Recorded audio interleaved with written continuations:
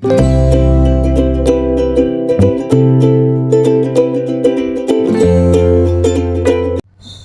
hello, salam sejahtera Malaysia. Selamat datang ke channel Fels Lifestyle. Terima kasih kerana terus setia dan terus bersama di dalam channel ini. Tuan-tuan dan puan yang saya amat hormati, saudara-saudara. Setelah PAS mengumumkan terdapat banyak pemimpin mereka sehingga 3-4 lori macam Anwar Ibrahim, pemimpin macam Anwar, mereka ada 3 hingga 4 lori, dan mereka juga telah menyatakan calon Perdana Menteri mereka. Rasanya ada. Dan Hadi Awang sebagai Presiden membuat pengakuan tidak layak untuk jadi Perdana Menteri. Dan yang terbaru, sebelum ini saya sudah pernah buat ulasan tentang ini. Macam mana kalau PAS masuk di Sabah, bertanding di Sabah. Sebelum ini saya ada buat kenyataan tentang ini, ada buat ulasan tentang ini. Yang terbaru, saudara-saudara, PAS dalam satu kenyataan yang paling hebat saya pernah dengar. Satu berkongsian daripada FB page Malaysia Kini BM, Muktamar PAS, menurut pemuda PAS Selangor, adun lantikan di Sabah, Ali Akbar sesuai untuk jawatan tersebut. Lepas Perdana Menteri, pemuda PAS namakan calon Ketua Menteri Sabah. Oke. Jadi apa yang saya nak komen di sini? Pertama, mereka sudah ada calon Perdana Menteri. Kalau PAS sudah ada calon Perdana Menteri, maknanya adakah mereka tidak mahu Muhyiddin ataupun Hamzah jadi Perdana Menteri bagi Perikatan Nasional? Itu yang pertama lah. Dan yang kedua, setelah PAS ada calon Ketua Menteri Sabah, apa yang berlaku kepada Sabah? Orang Sabah coba komen. Tapi saya bukan nak menghasut, tapi saya cuma nak minta pendapat dan pandangan Anda. Tapi sebelum itu, saya nak kongsi kepada Anda tentang terapi imun. Iklan yang saya kongsikan dalam video ini, dalam paparan ini.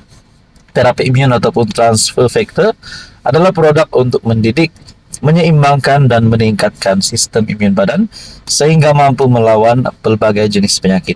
Kepada Anda di luar sana yang ada masalah penyakit berulang, penyakit tak pandai sembuh-sembuh, kolesterol darah tinggi, diabetes, gout, gastrik, dan apa saja masalah kesehatan yang Anda alami, terapi imun adalah jawaban kepada kesehatan, jawaban untuk ikhtiar sihat.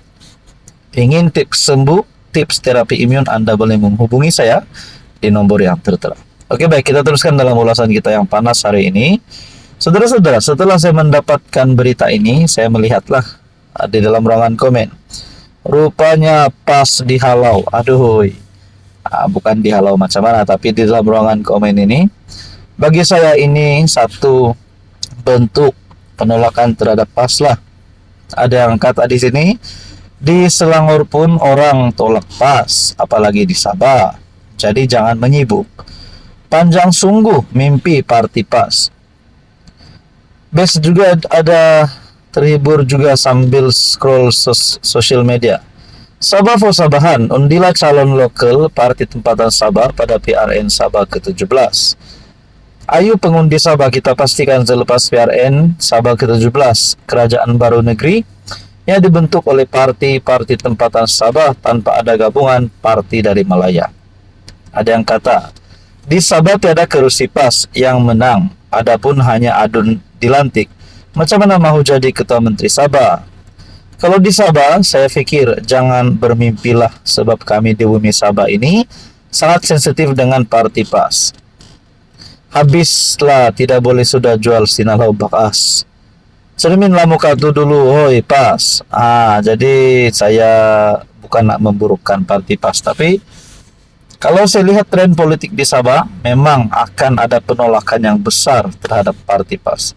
Tapi kalau PAS nak bertanding, itu tidak masalah. Sekiranya undang-undang diikut, arahan diikuti,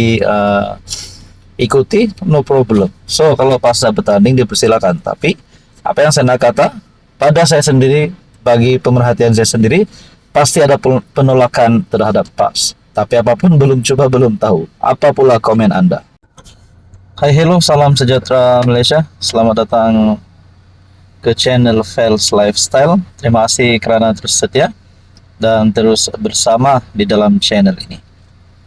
Tuan-tuan dan puan yang saya amat hormati, pasti dalam satu gabungan parti, gabungan kerjasama politik, pasti akan ada timbul salah paham, pasti akan ada timbul perkara-perkara yang boleh menarik satu isu yang sehingga menyebabkan perpecahan. Tapi itu bergantung kepada macam mana respon daripada gabungan parti dalam komponen. Contohnya Perikatan Nasional baru-baru ini.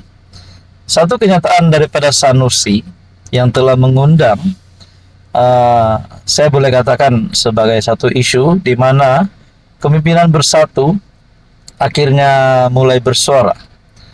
Ini berkaitan dengan kenyataan Sanusi baru-baru ini. Tuan-tuan dan puan yang saya hormati, saudara-saudara. Habis tu nak jadi ketua, duit tak ada, jentera tak ada. Harap kita pas semua, kata Sanusi. Akhirnya bekas pegawai Muhyiddin berkata, PAS menang 43 kerusi hasil dana bersatu. Akhirnya pengakuan ini menjawab kenyataan Sanusi dan PAS. PAS menang 43 kerusi hasil dana bersatu. Adakah ini boleh menyebabkan perpecahan di antara PAS dan bersatu? Oke, tapi sebelum saya teruskan lagi, ada satu poster saya share di sini. Ini adalah terapi imun. Produk ini adalah untuk meningkatkan, mendidik dan menyeimbangkan sistem imun badan Anda sehingga mampu melawan berbagai jenis penyakit. Kepada Anda di luar sana yang seringkali ada masalah penyakit berulang, gout, gastrik, bacaan kolesterol, darah tinggi, diabetes, kencing manis, apa saja masalah penyakit yang Anda alami, mungkin ini adalah jawaban kepada doa Anda, kepada ikhtiar Anda untuk sehat.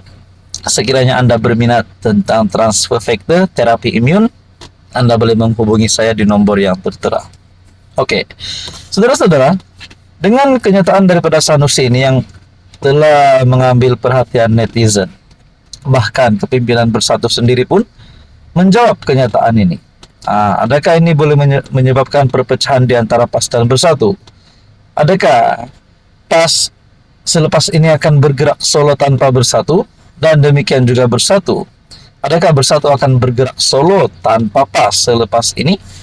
Terutamanya bagi mendepani pilihan raya umum ke-16. Seperti yang kita tahu, ada yang kata Muhyiddin selaku pengurus CPN, sepatutnya bukan beliau yang jadi pengurus CPN, karena parti yang paling banyak jumlah ahli parlimennya di dalam komponen Perikatan Nasional adalah PAS, maafkan saya.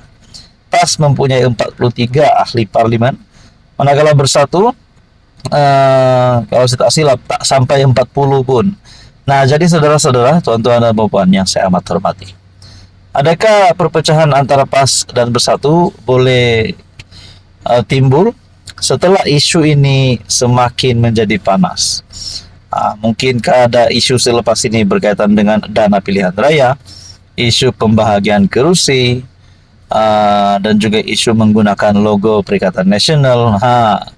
Jadi tuan-tuan dan puan yang saya amat hormati, kalaulah PAS sudah tidak mahu lagi bersama dengan bersatu, adakah Muhyiddin dengan ini otomatis akan dipecat sebagai pengurus CPN, PN bubar, dan adakah bersatu ataupun mungkin juga PAS akan keluar daripada PN dan mungkin juga sokong Anwar Ibrahim? Jadi saudara-saudara yang saya amat hormati, apa komen Anda?